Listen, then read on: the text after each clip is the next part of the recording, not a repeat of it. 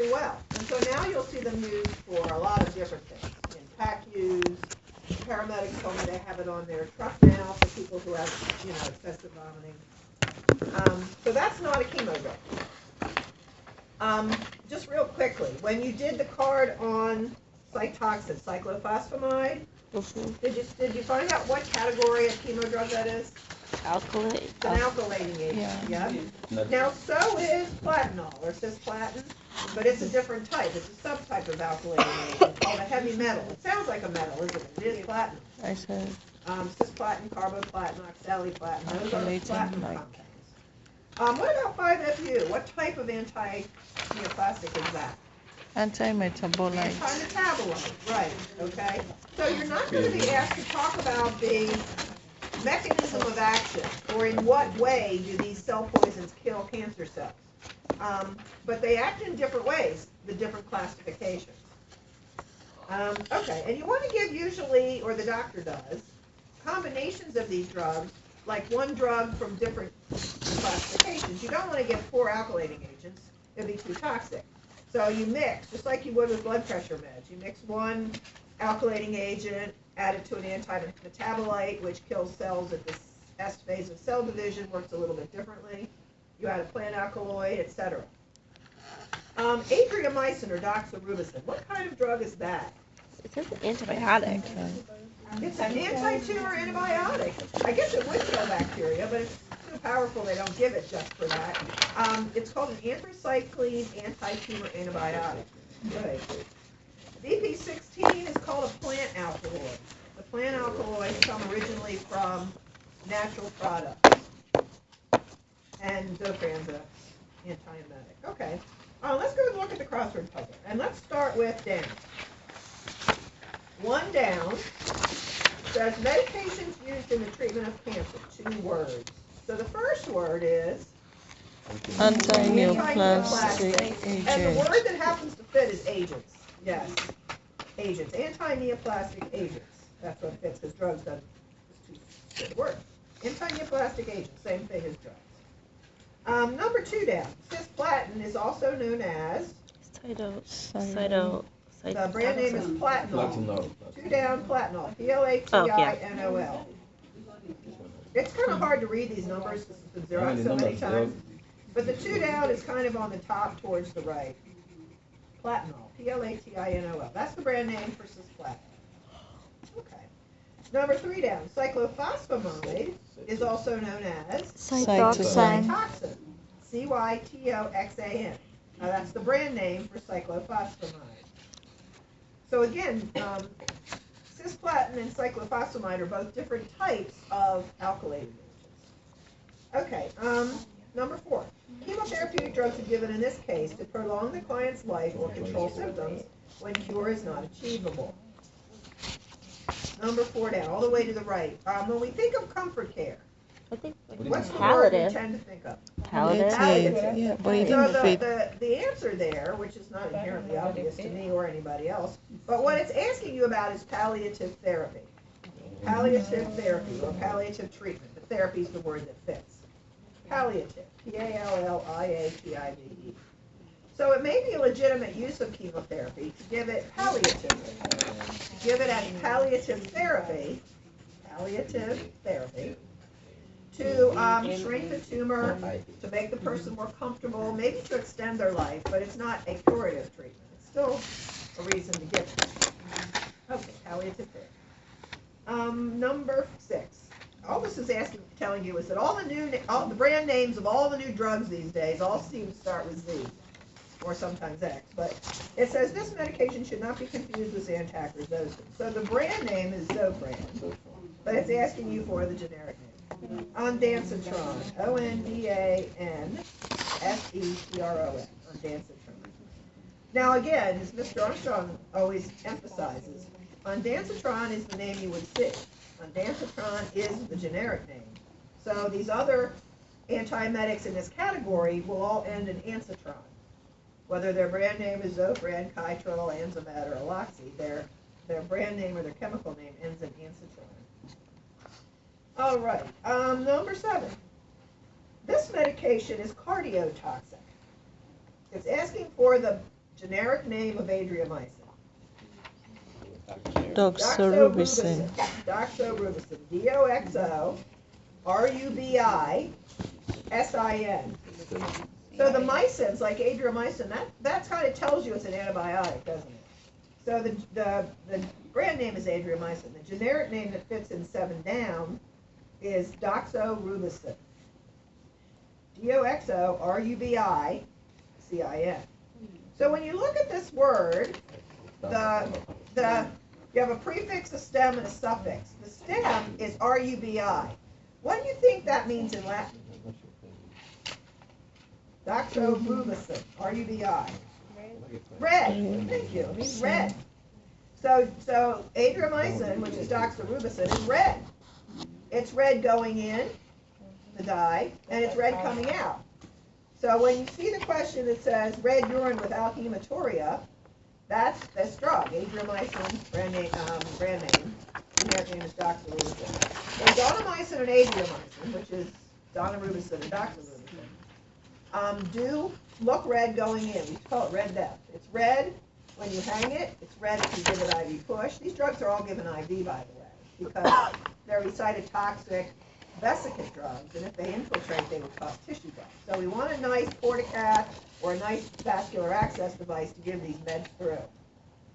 Often the oncologist will send the patient to the surgeon to get a port placed before they give these meds, right? So when you study portacats and Broviacs and Hickmans and Groshongs, all those are for what? Long-term venous access. And one of the main uses of that is for patients getting chemo.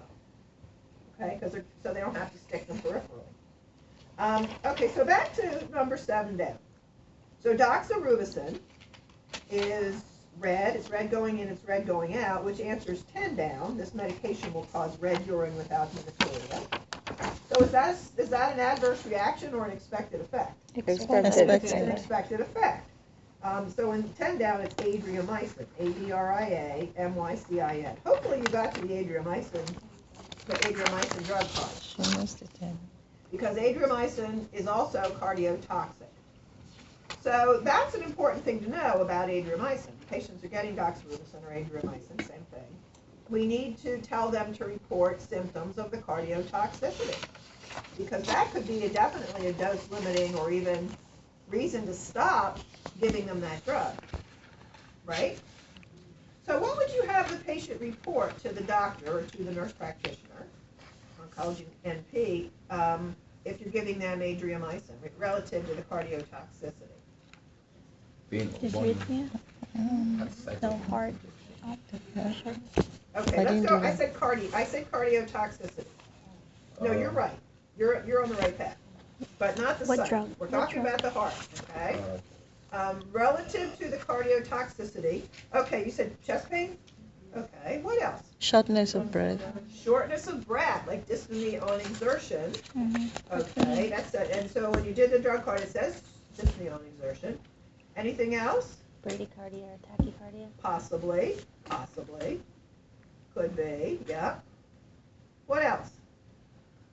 So what am I trying to get you to tell me here? What I'm trying to get you to tell me here is if there's heart muscle damage, the patient can develop an irreversible cardiomyopathy.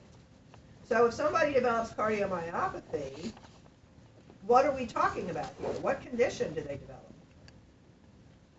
Heart failure? If the muscle's not working.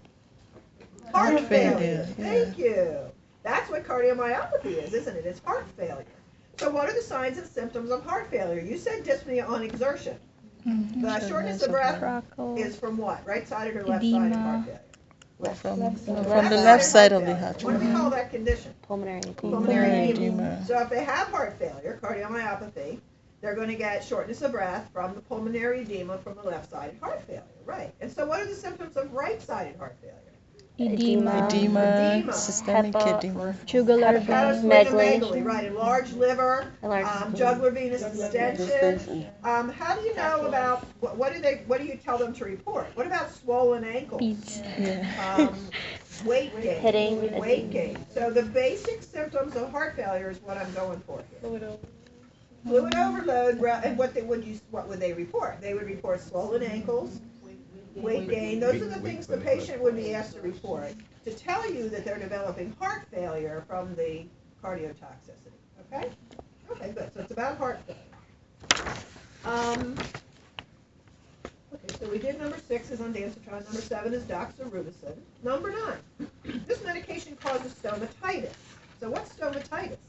Stomach infection of the lining of the stomach. Inflammation of the oral cavity, stomach that you eat through, stomach means opening, right? So it's inflammation of the mouth, of the oral cavity. So good, and oral ulcerations. So good oral care and hygiene is needed for the client. What did you put? Fluorouracil. Fluorouracil. Fluorouracil. Also known as, for number 11 across, 5-FU. 5-FU, or fluorouracil, is, you said it's an anti-metabolite, right? So the anti-metabolites like 5-FU are very active in the gastrointestinal tract. So what kind of cancers do you think we give 5-FU for? Stomach cancer? Right. Colon cancer, right? GI cancer. So what would they be? Colon, stomach, Liver failure? maybe liver, esophageal, Pancreatic? maybe pancreatic. Okay, good. So if somebody has colon cancer, they're likely to get 5-FU or one of those related drugs. It's active in the GI tract. Also, then the side effects would be related often to the GI side effects. So stomatitis is actually a GI side effect, isn't it? Doesn't your gastrointestinal mucosa start in your mouth? So they're going to have stomatitis, inflammation in the mouth. And grade 4 stomatitis can be so bad that they can't even swallow their own secretions, much less eat. Does anybody know what we tell people to rinse their mouth with if they are at risk for stomatitis?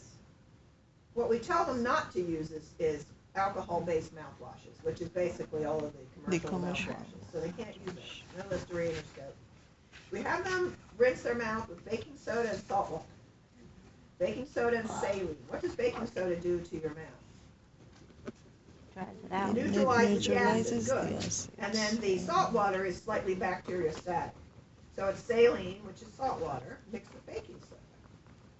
If they get stomatitis, really bad inflammation, which could become infection of the mouth, we give them something we call magic mouthwash. Those of you at Anne Arundel Oncology, have you seen anybody with magic mouthwash? Okay. The active ingredient is lidocaine. What's lidocaine? Numbing It's agent? to Yeah, numb. numbing agent, which is an anesthetic. So they give it to numb the mouth so that they can eat. So when would you want to give the magic mouthwash? Before they eat. Before they eating. eat, 30 minutes before meals. It's lidocaine. They put some Milkamag or Mylanta to coat the mouth. Sometimes they'll add some diflucan or nystatin. What's nystatin for? Cholesterol, For thrush, for candida, right? And maybe some Benadryl. And they mix it together in the pharmacy and they swish it around and spit it out 30 minutes before meals to help them with their mouth pain. Okay, so that's 5-FU or fluorouracil or the other anti-metabolites. Number 9 cause stomatitis. Also nausea, vomiting, diarrhea, right? Make sense? GI. Mucositis of the GI tract. Okay, 10 we did. This medication causes red urine without hematuria. That's adriamycin. It's an expected effect. It's the red dye. So warn people that that will happen and not to freak out. Now, we'll get to Cytoxin in a minute. That's something different. Number 13 down. This medication is a plant alkaloid. So it really originally came from natural products. Vincristine is another plant alkaloid. It came from the periwinkle plant called a vinca. Taxol, used now for breast cancer. That came from the yew tree in the forest of Oregon. But number 13, the answer is what? VP16. It is neurotoxic and may cause peripheral neuropathy and hypotension. So now you think about peripheral neuropathy with the plant alkaloids. What would the patient be asked to report if they had a risk of peripheral neuropathy? Paresthesias, which is numbness, tingling, muscle weakness.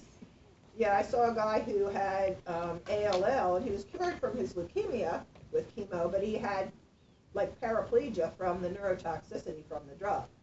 His cancer was cured, but now he was paraplegic from the neurotoxicity of the vincristine he had gotten.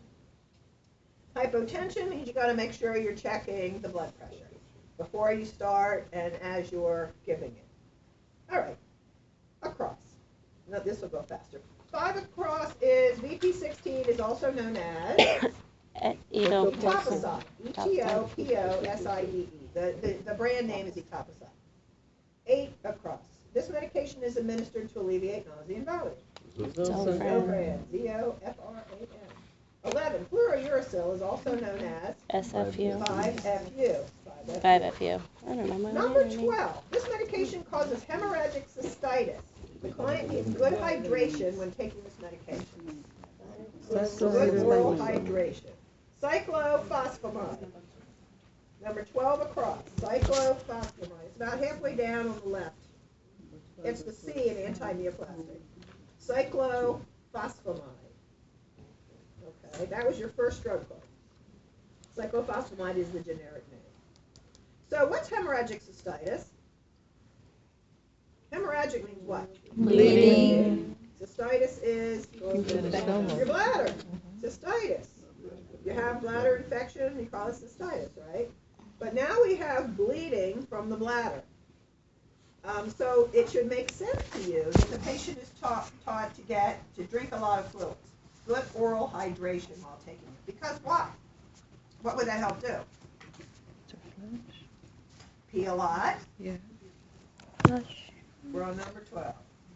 Why does the client need good hydration when taking the meds? It's related to the hemorrhagic cystitis, right? To have wanna Flush it flushing. through. Drink a lot, pee a lot, flush it through so it doesn't sit in your bladder. So what time of day do you tell people to take Cytoxin? In the morning. In the morning. That's one of the ones where the time of day is relevant. Why don't they take it at night before they go to sleep? Because they'd be up all night. No. Because they would not pee during the night because they're asleep and it would sit in the bladder and act on the bladder wall. Which one is that? So you want them to take it in the morning, drink a lot during the day, and pee out. You don't Cyclophosphamide. want them to take it at night, the first in the one. bladder while you're sleeping. Okay. Number 14. This medication is nephrotoxic. So number 12 was about the bladder. Number 14, now we're talking about what? Nephrotoxicity. The kidneys. The kidneys. Okay. Nephrotoxicity. Kidneys. Pre-IV hydration is needed with normal saline and mannitol. Okay, so before you give this drug, which is what? Cisplatin. Written the way it is up on the board. Cisplatin. C-I-S-P-L-A-T-I-N. That's platinol. That was your second drug card. The reason you're giving IV hydration is because you want to prevent the acute tubular necrosis that's caused by the heavy metal laying down in the renal tubule. So you want to flush the kidneys, not just the bladder. You want the vascular system to be hydrated. You want to give it IV, flush through the vascular system, through the kidney tubules and out. So you give prehydration. Without that prehydration liter of saline, you can't give the platinum. And they may add mannitol to it. What is mannitol? Diuretic. Osmotic diuretic. And how does that help? Flushes the kidneys more, even increases the intravascular volume and flushes the kidneys. Good. Prevents the metal, the drug, from getting into the renal tube. Flushes it through. Also, platinol and cisplatin, same thing, are highly emetogenic. So you have to make sure they have a good anti-emesis protocol that's given to the patient before you hang the chemo. We talked about Zofran. They may have some Decadron with it. They may have some Ativan. Maybe some Benadryl. All those are to help prevent nausea and vomiting. So what's emetogenic mean? Genesis of emesis, right? So what's genesis? Beginning of vomiting. So what it means is it's highly likely to cause vomiting. So a highly emetogenic drug, you have to make sure you always are very vigilant with the anti-emesis pre-med before you give it. And then for 4 to 6 hours, sometimes for several days, to prevent them from vomiting. Before we had Zofran, people had a lot of problems with vomiting with these very emetogenic chemo drugs. Okay? Questions? Y'all look really bad. You've just been writing for an hour and a half.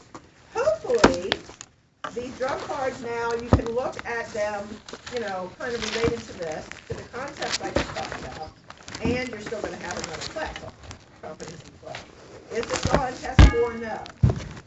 You need to know it anyway for the final. So we're starting now so you can feel comfortable with the terms, with the drugs, and stuff.